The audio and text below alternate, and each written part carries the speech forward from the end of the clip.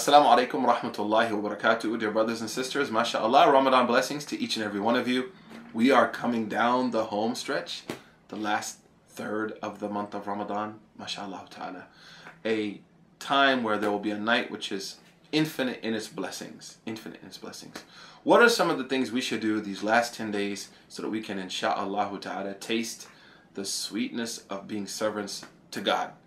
Number one, we should try to spend as much time as we can in the masajid.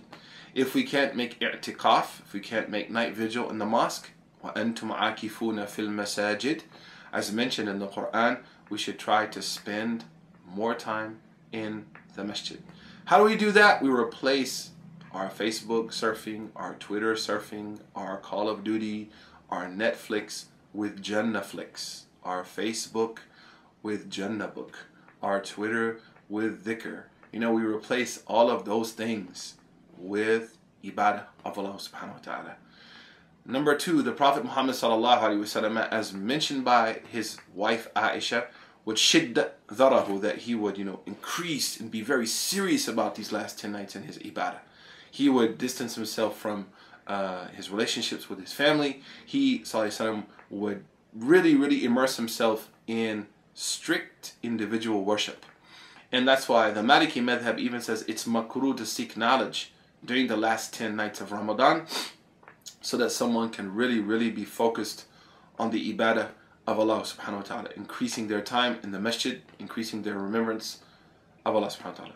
The third thing is ithar, is to prefer others to yourself. And these last 10 days, the mosques are very crowded.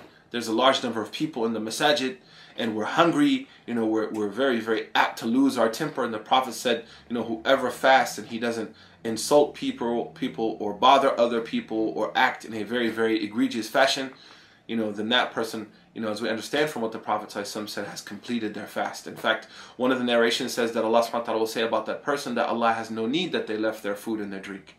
Right? So we should be working on our akhlaq, our character, tahdhib al-nafs.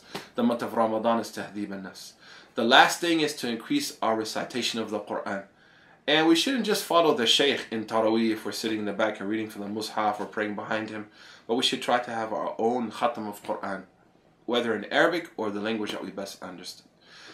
Also, finally, a few more points I just remembered is we should seek the night of power, Laylatul Qadr.